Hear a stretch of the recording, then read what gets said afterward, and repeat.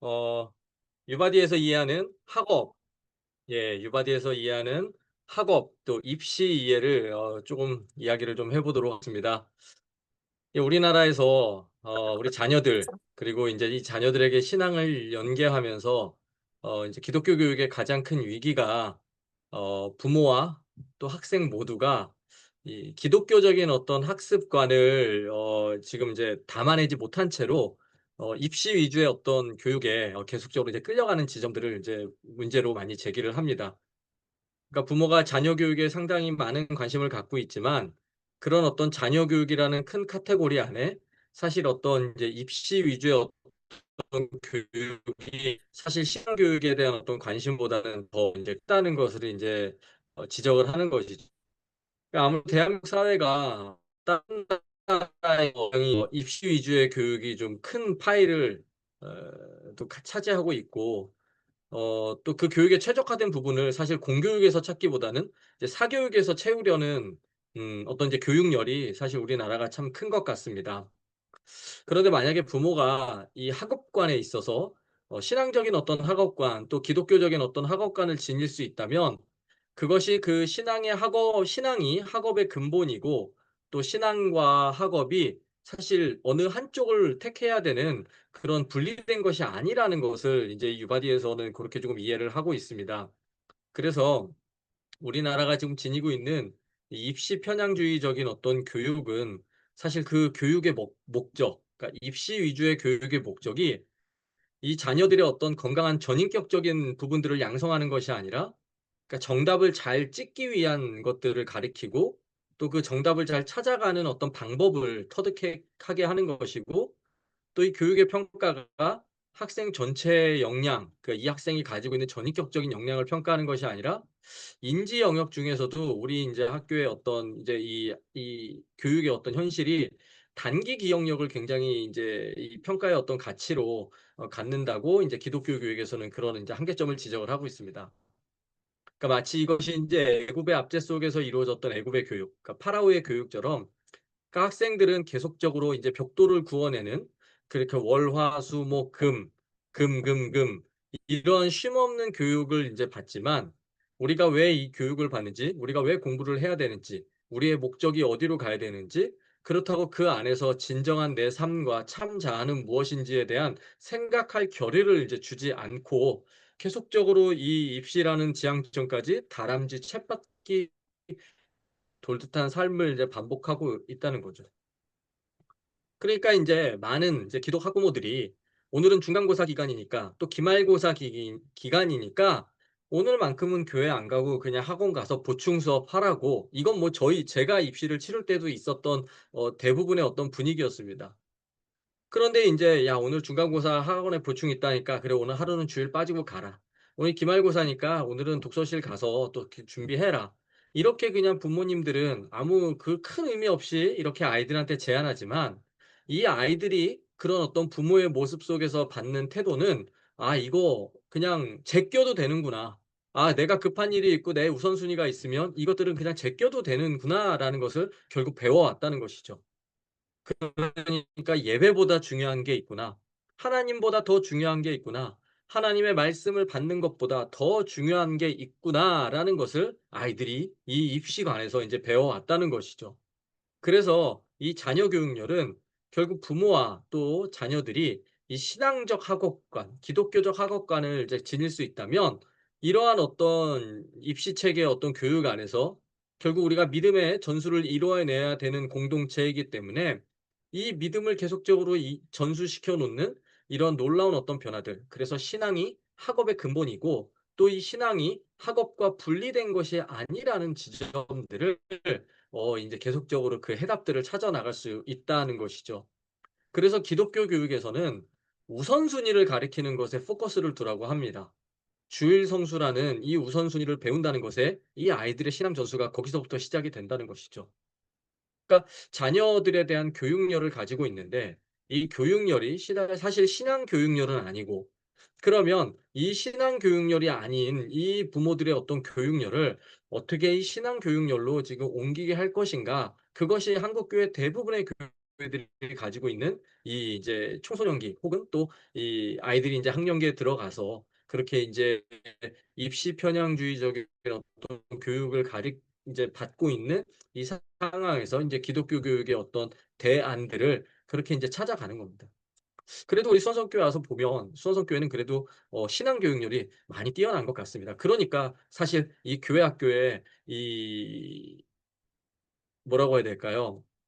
이 교회 학교의 어떤 높은 수준들과 또 이게 질적으로 또 양적으로 우리 수원성교회가 그래도 이 대외적으로 인정을 받는 이유는 그것이 단지 부모님들의 어떤 신앙 교육 열이 사실 뒷받침되기 때문에 아이들을 그래도 교회로 보내주시고 또 그 수원성교회 교육부 안에서 아이들이 받는 어떤 양질의 어떤 신앙 교육들을 또 만족스럽게 여기시기 때문에 그렇게 보내시는 것이 아닐까 싶습니다. 제가 예배를 전공을 했습니다. 그래서 인제 신학의 학문의 어떤 분야 중에 인제 저는 예배학을 전공을 했거든요. 근데 인제 제가 이 예배학을 전공을 하고 그렇게 인제 예배에 대해서 깊은 인제 탐구와 또 이것들을 인제 장신대에서 강의도 하고 좀 그렇게 인제 하던 찰나에 이전 사역지 제가 인제 수원성교회 오기 전에 이제 이 이전 사역지에서 저한테 예배 과외를 해 달라는 학부모님이 계셨습니다. 그러니까 수학이면 수학이고 영어면 영어고 국어면 국어 이런 어떤 과외를 사실 부탁을 하시는데 저한테 예배를 과외해 달라는 어떤 요청을 하시더라고요. 그러니까 지금 오늘날 자녀 교육을 입시 교육과 사교육에 빼앗기다 보니까 이 애굽의 어떤 바로의 어떤 주입식 교육에 빼앗기다 보니까 아이들이 이 예배라는 어떤 근본적인 가치관을 함양하지 못하고 또 왜 예배가 우리의 어떤 인생 속에 가장 큰 우선순위가 되지 못하는지에 대한 어떤 지점들을 그 부모님께서는 예배를 과외를 시켜 가면서까지도 이 아이가 예배에 대해서 온전한 어떤 이 가치관을 좀 갖기를 원하셨던 거죠.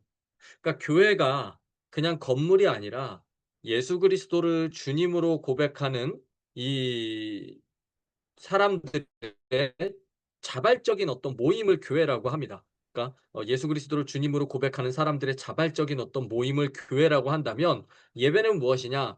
그 자발적으로 모인 사람들이 하는 핵심적인 행위가 무엇이냐 했을 때 교회에서 일어나는 핵심 행위, 주님을 주님으로 고백하는 사람들이 자발적으로 모여서 무엇을 하느냐 했을 때 그들은 예배를 드린다. 그래서 이 교회의 가장 핵심적인 가치와 또 모임이 이제 예배가 되는 거죠. 그렇다고 한다면 이 예배를 통해서 이들이 하나님과 만나고 말씀을 받고 또 하나님을 경험하고 또 하나님께서 주시는 이 위로와 또 격려와 또 자신을 하나님으로 부르신 그 자신을 하나님의 삶으로 부르신 그 소명을 이 예배를 통해서 깨달아야만 자기가 누구인지 온전히 발견하게 되는 계기가 되는데 이것이 그냥 일반 교육에 자꾸 함몰이 되다 보니까 우리 아이에게 예배를 과외를 시키면서까지도 이러한 어떤 지점들을 계속적으로 지켜나가길 원하셨던 크게 돼? 그 부모님의 인제 모습이 인제 있었던 거죠. 그래서 혹시 우리 유바디 안에서도 저한테 예배 과외를 받으라고 말씀드리는 건 아니지만 정말 우리 자녀들 혹은 우리 부모님들에게 이 예배가 우리의 어떤 삶 속에서 왜 중요한 것인지를 좀 알고자 하시면 나중에 요청해 주시면 제가 요거는 따로 시간을 만들어서 또 예배에 대해서 우리 자녀들 혹은 인제 우리 부모님들과 한번 나누는 시간을 좀 갖도록 하겠습니다. 그러니까 예전에는 우리 인제 부모님들 세대가 인제 청소년기를 보낼 때는 문학의 밤도 있었어요. 성경 암송 대회도 있었고 성경 퀴즈 대회가 있었고 복음성가 경연대회도 있었고 이게 뭐 얼마나 1 년에 자주 반복되었었는지 모릅니다. 그런데 제가 고등학교를 졸업하고 지금 성인까지 오는 이 시간 뭐 몇십 년 되지도 않았죠. 그 순간 이 수많은 어떤 교회 활동 청소년기에 또 초등학교이게 경험할 수 있는 이 귀한 어떤 전통들이 많이 사라졌습니다. 이것이 아마 가정에서는 더 하겠죠. 가정의 예배가 사라지고 가정의 모임이 사라지고 가정에서 찬송가가 사라지고 가정에서 이 하나님의 말씀을 나누는 또 식탁에서 부모와 자녀 간의 대화 속에서 이 성경적인 기독교적인 어떤 신앙적인 내용도 사라집니다. 이게 다 학원과 또 사교육과 입시에 밀리면서 인제 신앙 교육이 그렇게 소멸되어 갔다는 지점들이 이야기하는 거죠. 그래서 신앙과 학업의 연계가 필요합니다. 그러니까 학생들의 고민은 학업과 성적의 문제가 대부분입니다. 그러니까 한국 교회가 다시 한번 회복되고 또 다음 세대가 그렇게 영적으로 육적으로 부흥하기 위해서는 신앙과 학업이 연계되어야 하는데 그동안 한국 교회의 어떤 교회 교육과 음. 신앙 교육이라는 것이 아빠 오늘 신앙과 그 학업이 교회 모임 있어. 음소거를 해주시면 감사하겠습니다. 제가 할까요? 네. 그래서 이 신앙과 학업이 이제 분리되어 있었다 해도 사실 과언은 아닙니다. 교회에서는 학업은 뒷전이고 무조건 신앙 교육만을 강조를 했고 또 우리 아이들이 밖으로 나가면 신앙은 잠시 내려놓고 학업 위주로 가다가 너희가 대학교가 되고 성인이 돼서 얼마든지 너희가 자유롭게 신앙 활동을 할 수 있으니 그때까지만 일단 학업에 몰두해라. 사실 이렇게 분리된 채로 살아왔었다는 거죠. 그런데 교회가 또 이런 어떤 고민들을 함께 하려면 학업과 또 아이들의 진로에 대해서 이 교회도 진지하게 좀 관심을 가져야 한다는 것을 저는 이제 주장하고 싶습니다. 그러니까 신앙교육이라는 것이 이 아이들의 고민과 또 필요에 응답하면서 그 문제에 대해서 어떻게 또 신앙적으로 또 신학적으로 또 성경적으로 다양한 어떤 이 신앙적 관점에서 아이들에게 이런 해답을 제시해 줄 수 있어야 하는가에 대한 어떤 고민들도 이제 필요하다는 것이죠. 그러니까 아이들이 주일에 교회에서 보내는 시간과 또 주중에 학교에서 시간을 보내는 시간을 비교하면 사실 아이들이 더 많은 영향을 받는 것은 학교 생활이라고 말할 수 있습니다. 왜냐하면 그 시간의 비중이 더 크기 때문이죠. 그런데 기독교 교육이라는 것이 주일 아침에 한 시간에서 이루어지는 교육만을 의미하는 것이 아니라 결국 교회에서 보내는 시간과 학교에서 보내는 시간에 어떤 파일을 놓고 당연히 아이들이 학교에서 영향을 받을 수밖에 없다라는 구조로 생각을 하신다면 그 신앙적인 내용이 대부분의 시간을 보내고 있는 가정에서는 어떻게 이루어지고 있는지, 그래서 이 가정에서 어떻게 인제 이 기독교적인 어떤 가치관과 생각과 자신들의 삶과 또 비전과 소명을 발견해 나갈 수 있는지를 인제 우리가 학업과 신앙의 어떤 연계성으로 인제 지켜봐야 된다는 것이죠. 그러니까 학교에서 생활에도 분명히 관심을 갖고 또 아이들이 이 대인관계와 정서 생활이 이 신앙적 가치관으로 분리되지 않고 균형 있게 잘 발전할 수 있도록 이제 부모님들은 계속적으로 그것들을 백업을 해 주셔야 되는 거죠. 설정 어떻게 그래서 되죠? 지난주에 말씀드린 대로 지난주에 말씀드린 대로 Recording in 이 progress. 문화의 어떤 변혁자적인 어떤 모형에 입각하자면 이 기독교적 문화 가치관을 어떻게 이 세상적 가치관에 잘 덮어낼 수 있을까? 그래서 아이들에게 또 부모로서 기독교 교육적인 어떤 사명과 소명을 발견할 수 있고 그것을 온전히 감당하게 할 수 있을지 우리가 이제 그 지점들을 더 유바디라는 어떤 이름 안에서 고민을 해보자는 것이죠. 그러니까 아까도 말씀드렸다시피 한국 부모님들의 어떤 교육열은 뭐 전 세계 어디서 찾아볼 수 없을 정도로 참 뜨겁습니다. 근데 이제 교회에 나오지 않는 이유에 대해서 인제 데이터를 이제 추려 놓은 것들을 좀 보면 뭐 '예배나 교회 활동이 재미가 없다.'라고 생각하는 건데 사실 이 교회나 예배 활동에 흥미가 없다라는 요인보다 더 큰 포션을 이제 갖고 있는 것은 학업의 문제와 학원의 문제에 있다는 거죠. 그래서 이 교회 교육을 학생들만 대상으로 인제 교육으로 제한시킬 것이 아니라 이들의 부모님들이 어떠한 가치관을 갖고 가느냐, 이들의 부모님들이 입시를 어떻게 바라보느냐, 이들의 부모님들이 학업을 어떻게 바라보느냐, 그래서 이 부모님들을 기독 학부로 학부모로 세워가는 노력을 교회가 인제 계속적으로 병행하고 또 특히나 우리 부모님들이 그러한 어떤 자아적 정체성을 계속적으로 가지셔야 된다는 거죠. 그러니까 부모가 이 기독 학부모로서의 정체성을 갖는 것은 단순히 아이에게 신앙적인 어떤 부분들만 계속적으로 인풋을 주는 게 아니라 이것이 어떻게 부모와 자녀 간의 관계 회복에도 영향을 미칠 수 있는 것이고 이러한 관계 회복이 결국 학업과 입시, 진로 문제들을 이 부모님의 어떤 신앙적 가치관 안에서 아이들이 자신들의 학업과 입시와 진로를 기독교적으로 바라볼 수 있도록 도와주는 역할들을 인제 부모님들이 인제 하셔야 된다는 것이죠. 그래서 이 기독교적인 어떤 교과와 학업을 또 우리가 한번 이해해 볼 필요가 있습니다.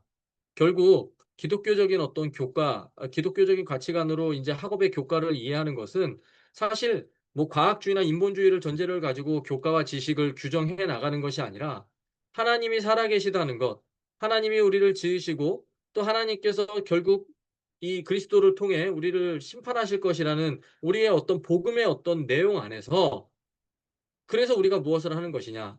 이 세상을 통치하시고 이 세상을 운행하시는 그 성령님의 운행하심에 따라서 우리가 우리의 삶 속에 주어진 이 삶의 이 기반 안에서 어떻게 하나님께 영광을 올려드리는 삶을 살아갈 것인가? 우리가 이 지식을 통해서, 이 학문을 통해서, 이 교과를 통해서 나라는 한 사람이 이것들을 내 안에 담아냈을 때 이것들이 나를 통해 어떻게 하나님께 영광을 올려드리는, 하나님을 영화롭게 하는 이 비전과 시선으로 이제 그것을 바라보게 하느냐에 이제 핵심이 있다는 거죠. 그래서 이러한 관점으로 이제 입시를 이제 바라봐야 된다는 겁니다. 그러니까 사실 입시라는 것은 인간의 어떤 인격과 성품, 뭐 잠재되어 있는 재능, 이것들을 교육적 관심에서 집중해서 보는 것이 아니라 이제 그것을 벗어나는 거죠. 그러다 보니까 뭐 도덕성, 형동식, 뭐 질서, 혹은 이제 어떤 인격, 뭐 성품, 이런 어떤 감성 지수, 사실 이런 지점들은 입시에 있어서 부차적인 것들로 이제 변해 버립니다.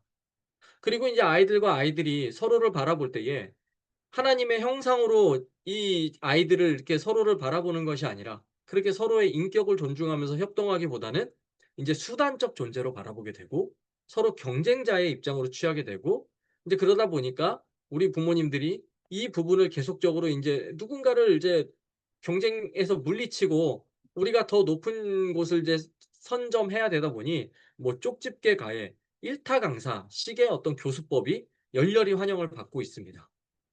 그렇다면 지금 대한민국의 입시가 우리 자녀들의 능력을 제대로 평가하고 있느냐도 우리는 한번 바라볼 필요는 있습니다. 획일화된 기준으로 사람을 서열화시키고 산과 이 어떤 분리를 시켜 나갑니다.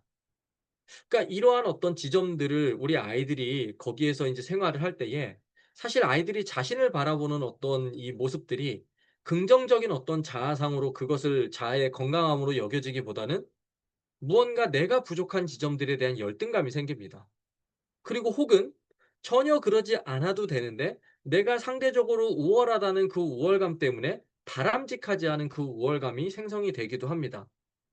그러니까 이 입시를 기독교 교육적으로 좀 바라봐야 된다는 것은 결국 입시를 하나님과 인간의 어떤 관계 차원, 인간과 인간이라는 어떤 관계 차원, 그리고 인간과 세상과의 어떤 관계라는 차원으로 이제 바라봐야 되는 것이죠. 그래서 입시와 또 하나님과의 어떤 관계를 보면 결국 소명, 그리고 개인의 관계에서는 은사, 그리고 입시와 또 이 세상과의 관계에 있어서는 탁월성, 그리고 입시와 또 내 이웃과의 관계에서는 공동체, 그리고 결국 이것을 통해서 하나님의 나라를 우리가 어떻게 세워갈 것인가, 그 지점들을 우리가 인제 입시를 통해서 한번 인제 바라봐야 된다는 거죠. 여러분 뭐 누가복음 설교를 들으시거나 혹은 복음서에 대해서 이야기할 때 하나님 나라에 대해서 한 번쯤은 들어보셨을 거예요. 천국은 우리가 죽어서 가는 곳이 아니라 하나님의 나라의 현존.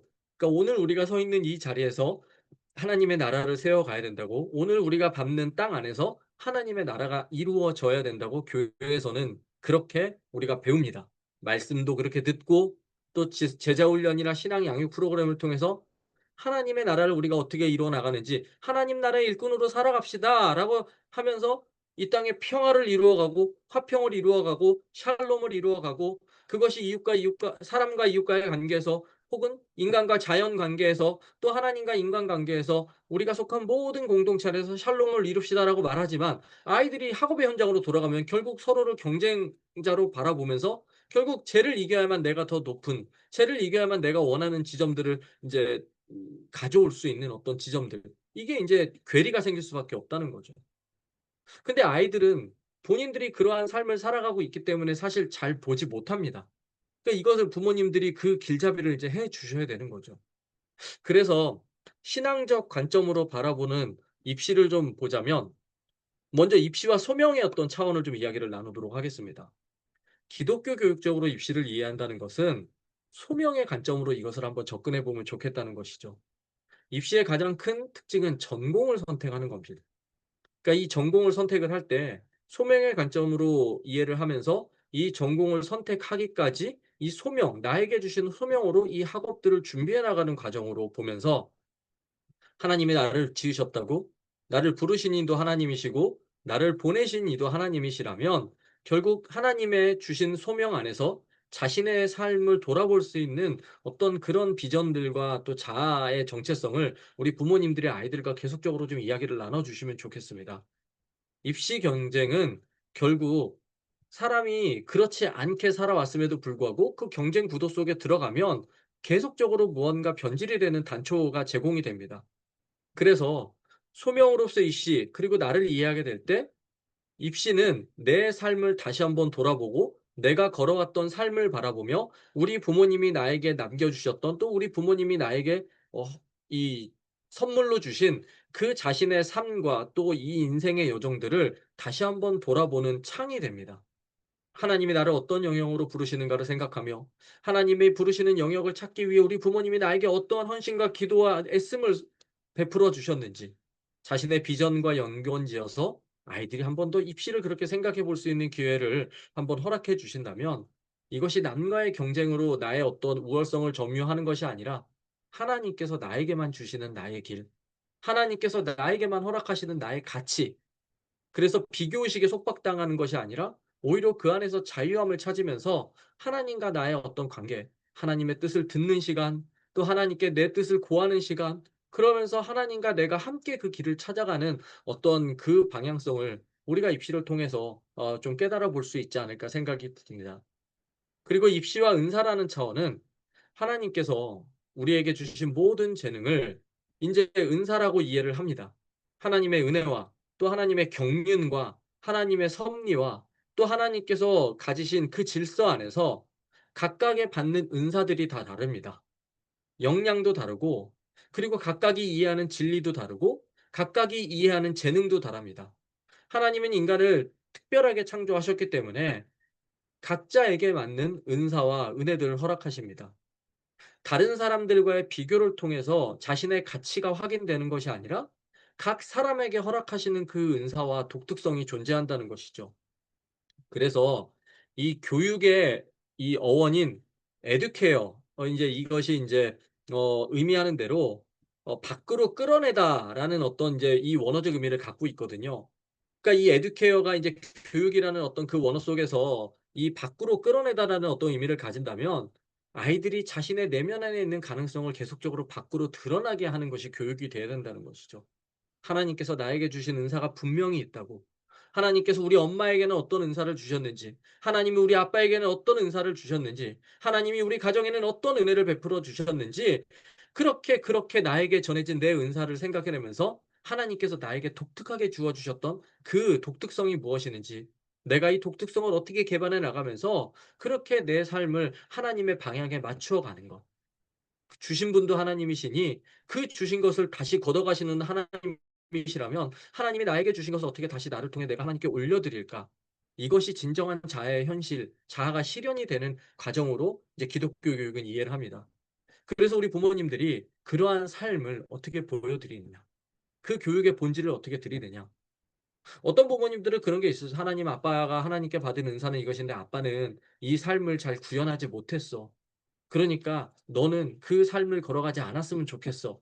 고렇게 이 또 접근이 되는 부모님들도 계실 거고 또 우리 엄마를 보니 우리 엄마에게 주신 하나님의 달란트가 너무나 잘 구현되는 되는 것을 보면 그 삶을 통해 하나님께 영광 올려드리는 삶이 간다고 한다면 또 누군가는 또 엄마의 모습을 보면서 '아 그렇게 나도 나에게 주신 달란트를 잘 개발해서 하나님께 또 내 은사를 올려드리는 시간으로 이 입시의 시간을 이제 이어갈 수 있다.'는 것이죠.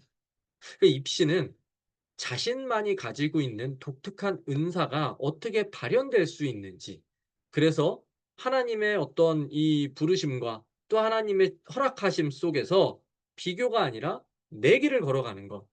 그래서 이 은사가 소명과 만나고 그 은사를 개발하고 그 은사를 통해 하나님의 뜻을 이루어 가는 것. 하나님의 뜻이 나를 통해 어떻게 이루어질 것인가? 하나님의 부르심이 있고 보내심이 있다면 은사의 발견에서 인제 은사의 발현으로 넘어가며 인제 우리의 어떤 전공을 선택을 하고 그 전공을 통해 내 어떤 미래까지도 계속적으로 살아가는 거죠. 전공을 선택해서 비전이 바뀌는 것이 아니라 저 멀리 있는 비전을 이루기 위해 내가 어떠한 전공을 선택할 것인지 그 순서도 바뀔 수 있다라고 저는 그렇게 생각을 합니다. 그다음 입시와 탁월성입니다.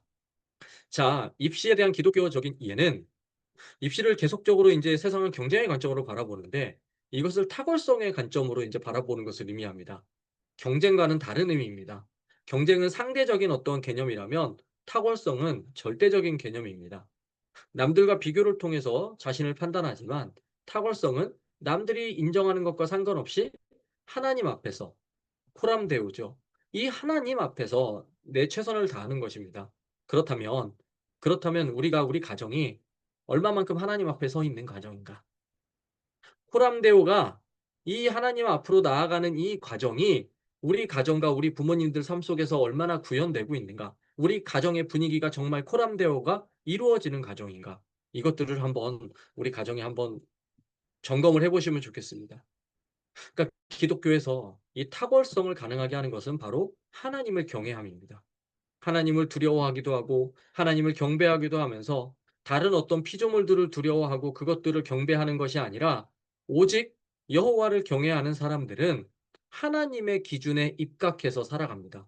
그리고 그 하나님의 기준을 내 삶의 푯대로 삼기 때문에 내 안에서 그런 탁월한 삶을 우리가 구현해낼 수 있는 거죠. 그러니까 하나님을 인정하고 하나님을 경외하며 또 하나님을 두려워하는 사람들은 사람들이 보든 사람들이 보지 않든 언제나 그 하나님의 임재 속에서 살아가며 삶에 최선을 다하게 됩니다. 그러니까 이러한 차원이 한순간에 변화될 수는 없는 거죠. 하지만 우리가 하나님의 어떤 뜻이 우리 가운데 이루어지는 어떤 과정들이 또 우리가 주님을 따라가는 그 과정들이 한 걸음에 따라갈 수 있는 지점들은 아니지만 한 걸음씩은 따라갈 수 있습니다. 오늘 이 순간 오늘 이 시간 속에서 또 오늘 가정의 어떤 그 짧은 시간 속에서 어떻게 내 삶을 통해 부모의 삶을 통해 우리 가정의 삶을 통해 여호와의 경외하심을 여호와를 경외한다는 것을 하나님을 공경하고 때로는 하나님을 두려워하고 때로는 하나님을 또 인정하고 때로는 또 하나님의 선하심을 기대하며 그렇게 우리가 하나님의 임재와 또 현존 안에서 우리의 삶을 그렇게 세워가는가 우리 가정을 그렇게 세워가는가 이러한 지점들이 한 걸음씩 걸어갈 때에 아마 그 끝에서는 매우 큰 변화로 우리 가정에 또 열매들이 맺히지 않을까 그렇게 기대하며 확신합니다. 그런데 입시 위주의 교육이 이러한 아이들이 가질 수 있는 탁월성을 사실 방해합니다. 비교의식이나 경쟁의식이 너무나 팽배하기 때문이죠. 그런데 고린도전서 4장에는 이 말씀이 있습니다. 나를 판단하시는 이는 주시라고. 주님이 오직 나를 판단하시는 분이시라고 그렇게 고백합니다. 하나님의 판단 앞에 내가 온전히 서게 될 때에 하나님 앞에서 그렇게 코람데오하는 삶을 살아가며 하나님 앞에서 내 삶을 발견해 갈 때에 결국 우리가 추구하는 것은 하나님의 관계 속에서 내가 가진 탁월함이 무엇인가? 하나님께서 나를 어떻게 받아주시는가? 하나님은 있는 그대로의 나를 받아주시는 분인데 내가 이 하나님의 관계 속에서 어떠한 탁월함을 가질 수 있는가? 이러한 어떤 지점들이 꼭 우리 입시를 마주하는 우리 자녀들뿐만 아니라 부모님들의 삶 속에도 같이 구현이 되면 좋겠습니다. 그래서 입시와 하나님의 나라에 대한 관점도 또 이어서 이야기를 해보도록 하겠습니다. 입시를 이제 기독교적인 어떤 관점으로 이제 조명을 해보면 결국 이것이 연결되는 지점은 하나님의 나라입니다. 입시는 하나님의 백성들이 하나님의 나라를 향하여 나가는 관문입니다. 기독교 교육이라는 것이 교회에서만 이루어지는 교육은 아니라고 말씀을 드렸습니다. 결국 하나님 나라를 향한 교육이고 정치, 경제, 사회, 문화, 예술 모든 영역에서 어떻게 하나님의 통치하심에 따라가는 사람들이 그 영역들을 하나님의 어떤 가치와 또 하나님의 뜻이 이루어지는 자리로 그렇게 하나님의 통치하심을 나타나는 자리로 세워갈 것이냐 그 일꾼들을 파송하는 과정으로 이 입시를 이해해 보자는 거죠. 성경은 그리스도인이 궁극적으로 추구해야 될 삶의 모든 기반과 가치를 하나님의 나라라고 이해합니다. 그 하나님의 나라가 오늘 여기에서 이루어져야 된다는 것이죠. 그래서 교회도 그 교회가 세워가는 모든 이 가치와 이 공동체성을 하나님 나라에 대한 지향으로 이해합니다. 그러니까 우리가 이 기독교 교육 안에서 종말론적인 어떤 긴장이라고 이제 표현을 합니다. 여러분 종말론이 뭐 세상의 끝날 뭐 이런 것들을 얘기하는 게 아니라요. 주님이 이미 오셨습니다. 이걸 초림이라고 하죠. 그 주님이 십자가에 달려 죽으셨다가 부활하시고 승천하시며 재림의 약속을 주셨습니다.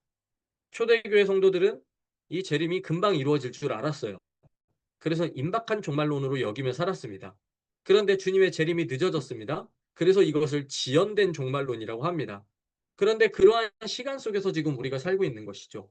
이미 오신 주님과 재림의 주님, 아직 오시지 않은 주님, 그 약속 가운데 우리는 살아갑니다. 그래서 이미와 아직의 시간을 살아가고 있습니다. 기독교 교육은 바로 그런 겁니다. 이미 선치된 하나님의 나라, 예수 그리스도의 초림으로 인해 선치된 하나님의 나라와 앞으로 그리스도께서 다시 도래하실 그 하나님의 나라를 선포하며 오늘 이곳에서 그 하나님의 나라를 경험하는 것이죠. 이것을 조금 더 이제 전문 용어로 말씀을 드리면 아남네시스와 프로lep시스라고 이야기하는데요. 이건 별로 중요한 개념은 아닙니다. 아남네시스가 무엇이냐? 과거의 사건을 오늘 현재로 끌어와서 여기서 경험하는 것을 아남네시스, 기억의 차원이죠. 과거의 차원. 프로lep시스는 미래의 시간을 오늘 여기서 경험하는 것. 우리가 그 천국에서 맞이할 그 천국 잔치의 기쁨과 감사와 감격을 오늘 여기서 우리가 어떻게 경험할 것인가. 그래서 이 아남네시스 차원과 프로lep시스 차원이 온전히 구현되는 현장을 예배라고 합니다. 이것이 예배의 종말론적인 성격이거든요. 그런데 그것이 구현되는 지점들이 우리의 삶도 동일하게 일어난다는 거죠. 우리가 세상 속에 있지만 세상에 속하지 않고 또 세상을 밖으로 나가서 살아갈 것도 아니고 세상 속으로 보냄받은 자로서 그렇게 하나님의 나라를 향한 파송의 의미로 이렇게 입시를 이해해 보면 좋겠습니다. 우리 아이들이 나아가서 마주하게 될 삶의 모든 영역이 결국 하나님의 나라가 이루어져야 할 것인데 이미 이루어진 하나님의 나라와 앞으로 이루어질 하나님의 나라의 사이를 살아가는 그 우리의 시간들이 우리의 자녀들이 그렇게 세상 속으로 보냄받아 그곳에서 어떻게 하나님의 나라를 이루어 가는지 그리고 그 하나님의 나라를 이루기 위해서 내가 지금 하고 있는 공부와 또 내가 앞으로 하게 될 공부와 또 그것들을 통하여 내가 어떻게 내 삶을 그렇게 하나님의 나라가 이루어지는 통로로 사용될 것인지 그러한 어떤 비전이 있고 입시를 대하는 것과 그러한 비전 없이 그냥 쫓아가는 어떤 입시에 대한 이해는 분명히 다른 결과를 가져오리라 생각합니다. 그래서 기독 학부모의 의식이 변해야 됩니다.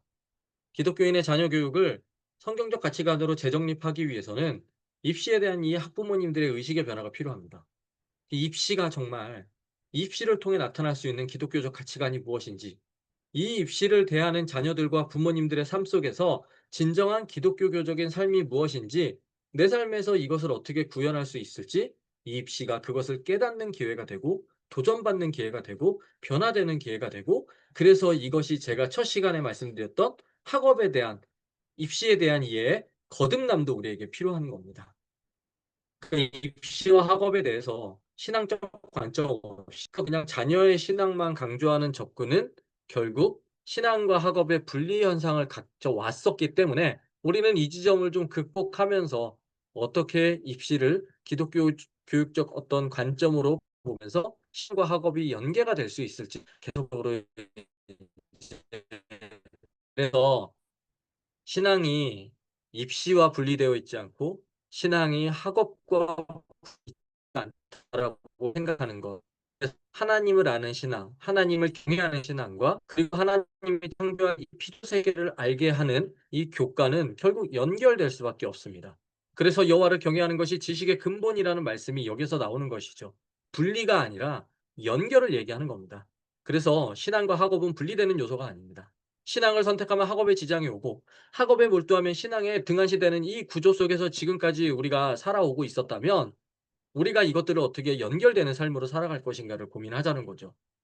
아브라함이 모리아산에서 이삭을 죽이려고 했습니다. 여호와를 경외하는 삶을 보였을 때 하나님께서 아브라함에게 이제야 내가 하나님을 경외하는 줄 아노라라고 말씀하셨습니다. 그런데 이러한 삶의 실패가 이 사무엘상에 나오는 엘리 제사장의 가문이었죠. 제사장 가문이었는데 여호와를 경외함이 사라졌습니다. 제사장 집안이라고 해서 자녀 교육, 신앙 교육이 저절로 되지 않는다는 거죠. 내 아들들을 나보다 더 존중히 여겼다. 그래서 이어지는 그 사무엘상 2장 30절에 이 유명한 말씀이 나오는 거예요. 나를 존중히 여기는 자를 내가 존중히 여기고 나를 멸시하는 자를 내가 경멸하리라 라고 엘리 제사장 집안에 하나님께서 이 말씀을 하십니다. 그러니까 우리가 이 지점들을 볼 때에 믿는 집안이라고 몇 대가 믿는 집안이라고 뭐 목사 집안이라고 또 우리가 신앙에 그 깊은 뿌리가 있는 집안이라고 그런 집안이라고 해서 아이들의 이 자녀 교육과 신앙 교육이 저절로 이루어지는 것이 아니라는 거죠. 부모가 어떻게 하나님을 존중하는지 그 존중에 대해서 하나님은 또 어떻게 그들을 존중해 주시는지 우리가 이것들을 삶으로 계속적으로 체득해 나가야 될 의무가 있습니다. 그래서 신앙과 태도와 학업이 결국 연결될 수밖에 없다라고 말씀을 드렸습니다. 지식의 근본이 학업, 이 신앙과 지식의 근본이라는 것은 결국 학업은 분리된 것이 아니라 연결되어 있다는 것을 계속적으로 인제 이 유바디에서는 강조하고 있습니다. 그래서 신앙과 태도와 학업의 관계가 무엇이냐? 결국 여호와를 경외하는 가정과 영예하를 여호와를 경외하는 부부가 아이들을 하나님의 자녀로 세우고, 그래서 그렇게 될 때에 그 자녀들의 태도가 달라지고, 그 태도가 달라짐으로 말미암아 지속적으로 학업이 향상되어 나가며, 이 학업을 통해서 하나님의 뜻을 발견하고 비전을 발견하고 소명을 발견하고 은사를 발견하며, 그것을 통해 내가 어떻게 나가서 이 학업의 시기를 끝나 하나님의 나라를 이루어 갈까, 그것들을 계속적으로 독려하고 그렇게 돕는 것이죠. 그런데 인제 이러한 어떤 인제 관점 속에서 인제 부모님의 또 유형이 한 번 더 나오는 거죠. 그러니까 인제 무관심형은 자녀 교육에는 별로 관심이 없는, 또 입시 위주형은 인제 자녀의 신앙이나 인성, 태도에 대한 관심이 없이 성적에만 인제 몰두하는 어떤 이 인제 유형을 이야기합니다. 그 세 번째는 인제 신앙에 관심이 없지만 아이들의 태도와 학업에는 관심을 갖고, 그래서 인제 이러한 지점들이 인제 자기 학습, 자기주도 학습을 강조하는 또 유형이라는 거죠. 그 네 번째는 신앙에도 관심이 없고 학업 자체에 어떤 포커스도 없고 오직 인성과 태도, 성품에만 인제 관심을 갖는 경우, 이것이 인제 열린 대안교육형이라고 이야기를 합니다. 그리고 다섯 번째는 인제 신앙만을 강조하는 이 유형으로서 인제 신비주의 유형이라고 하는데, 신앙의 삶과 분리가 된 채 무언가 신앙을 통해 초월적인 어떤 경험만을 강조하는 인제 자녀 교육 유형으로 인제 이게 인제 이단이 약간 이러한 형태를 좀 취하고 있죠. 그리고 여섯 번째는 신앙의 태도는 강조하지만 학업은 별로 강조하지 않으면서 약간 이것이 이제 반지성주의로 가려는 어떤 유행이라고 볼 수 있습니다. 그러니까 신앙적 삶을 상당히 강조하지만 학업을 세속적인 것으로 인식해서 신앙의 태도, 신앙의 어떤 성숙에만 이제 관심을 갖는 이제 경우이죠. 그리고 일곱 번째 유형은 이제 신앙과 학업에만 강조를 하지만 이 두 가지가 인제 분리된 것으로 인식하면서 인제 이원론적으로 이거를 접근한다는 거죠. 그러니까 신앙의 변화가 학업과 관련되어 있는 것이 아니고 학업은 학업대로, 신앙은 신앙대로, 그러니까 학업이 신앙으로부터 말미암는 것이 아니라고 인제 생각하는 유형입니다. 그리고 마지막으로 신앙과 태도, 학업 모두를 강조하며 이것이 인제 분리되지 않고 연결되어 있음을 깨닫는 유형이라고, 그래서 인제 성경적 교육형이라고 부르는데, 결국 이게 인제 우리에게는 가장 이상적인 요소인 거죠.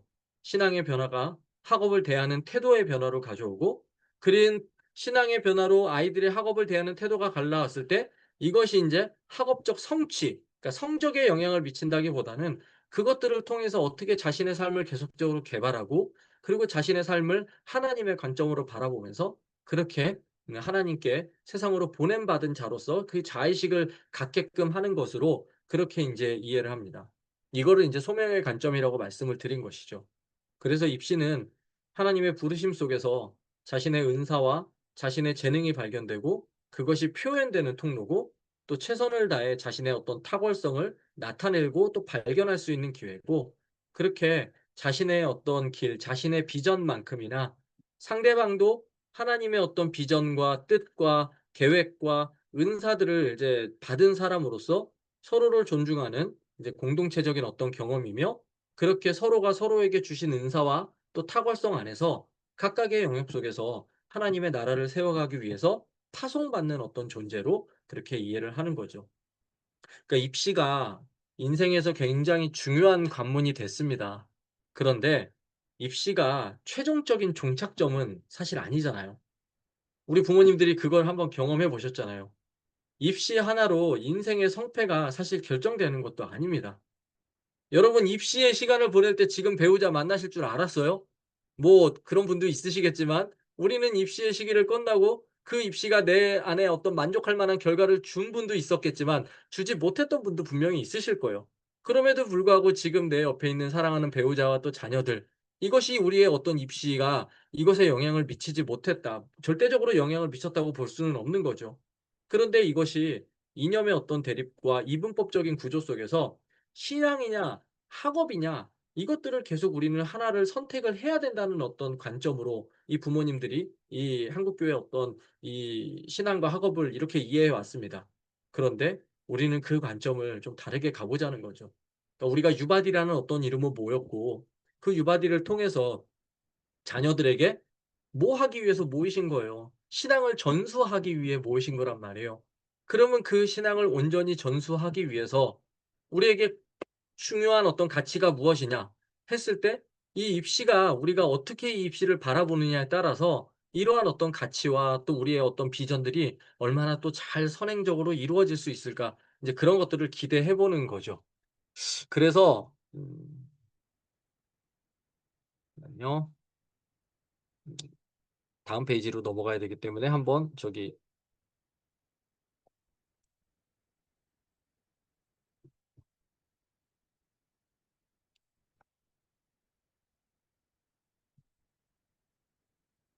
잠시만요. 제가 요거 오늘은 강의안이 2 장이라서 요걸 1장 넘겨야 되거든요. 요것만 하고 다시 이어가도록 하겠습니다.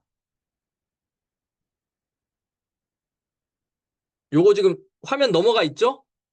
네. 네 알겠습니다. 네 이렇게 넘겨도 되네요. 그래서 인제 유바디에서 강조하는 것은 어떻게 여호와를 경외하는 부모의 삶을 살아갈 것인가 결국 또 부모의 책임으로 넘어가는 거죠. 왜냐하면 부모를 통해서 신앙 전수가 이루어지기 때문에 유바디는 계속적으로 이 부모의 삶을 강조합니다. 자녀를 위한 또 여호와의 어떤 여호와를 경외하는 교육 속에서 그 핵심은 무엇이냐 결국 부모가 어떻게 자신의 삶을 하나님을 경외하는 삶을 살아가는 것들을 아이들에게 보여주느냐. 부모가 먼저 하나님을 경외하는 삶을 살아갈 때에 그 부모의 삶을 통해 자녀들이 하나님을 경외하는 삶이 어떤 것인지를 깨닫게 되고 배우게 되며 그렇게 부모와 자녀가 함께 만나고 생활하는 이 가정의 공간 속에서 또 가정의 분위기 속에서 여호와의 경외가 무엇인지 그것들을 생생하게 배우는 인제 이 장소가 된다는 거죠. 그래서 가정이 또 함께 거룩하신 하나님을 만나고 또 그 거룩하신 하나님을 경험하는 그 장소와 시간을 구별해야 된다는 것을 인제 강조하는 것입니다. 말씀을 읽고 또 묵상하는 것은 하나님의 음성을 듣는 시간입니다. 세상의 모든 것이 변해도 변하지 않는 것이 있다면 그것이 하나님의 말씀이고 이 말씀을 대하는 태도가 부모님들은 인정하든 또 인정하지 않든 의식을 하든 의식하지 않든 이 말씀을 대하는 태도, 하나님을 대하는 태도, 믿음을 대하는 태도, 입시를 대하는 태도, 삶의 가치관을 대하는 태도, 자신의 삶, 부모님들 자신의 삶을 대하는 이 태도가 부모님들이 의도하든 의도하지 않든 그것을 의식하든 의식하지 않든 이 삶은 자녀들에게 분명한 이미지가 되어서 자녀들 기억 속에 남게 된다는 것이죠. 그래서 인제 우리가 어떠한 삶을 우리의 삶을 통해 자녀들에게 이미지화 시켜야 될 것이냐. 이 지점들을 인제 같이 고민해 보는 거죠. 올해 6월 달에 유바디 산마을 수련회가 있었습니다. 유바디 산마을 인제 수련회가 있었는데 엄태원 전사님이 이 인제 산마을 수련회를 기획을 하면서 인제 아이들이 같이 이제 따라가잖아요. 유바디 인제 활동에는 인제 자녀들이 같이 따라가는데 인제 마지막 이제 담임 목사님께서 말씀을 선포해 주시는 인제 이 말 담임 목사님이 인제 오셔서 그렇게 함께 인제 또 그래서 담임 목사님 인제 말씀 선포를 해 주지 않으셨지만 그래도 이제 담임 목사님이 고렇게 인제 같이 격려하고 또 저는 가서 인제 같이 또 성례전에 참여하면서 있었는데 특이한 구조를 이제 엄태원 전사님이 그렇게 세팅을 하셨더라고요. 보통은 아이들이 앞에 앉고 부모님들이 인제 뒤에 앉는데 부모님들을 앞에 앉혔어요. 그리고 아이들이 뒤에 앉게끔 했습니다. 뭐예요?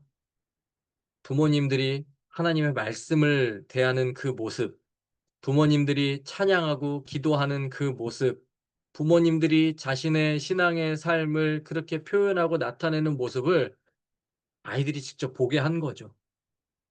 우리 부모님이 우리 어머님이 우리 아빠가 그렇게 하나님을 찬양하고 뜨겁게 감격하며 또 그렇게 기도하는 모습을 아이들이 봤을 때 그것이 이미지화가 되기 때문에 엄태원 전사님이 산마을에서 고런 세팅을 통해서 또 수련회를 통해서 그런 또 신앙의 전수와 또 아이들에게 어떤 신앙적 이미지가 생성되게끔 그렇게 기획을 했다라고 이렇게 말씀을 드립니다. 굉장히 감탄스러웠고 그런 세팅을 저도 한 번도 생각해 보지 못했는데 우리 엄태원 전사님이 참 그런 지점들을 또 중등부에서 정서적 어떤 감수성에 어떤 민감함이 있어서 확실히 그 청소년기의 아이들이 우리 부모님의 모습을 어떻게 바라보는지 그 지점을 좋은 또 현장으로 잘 구현해 줬던 것 같습니다.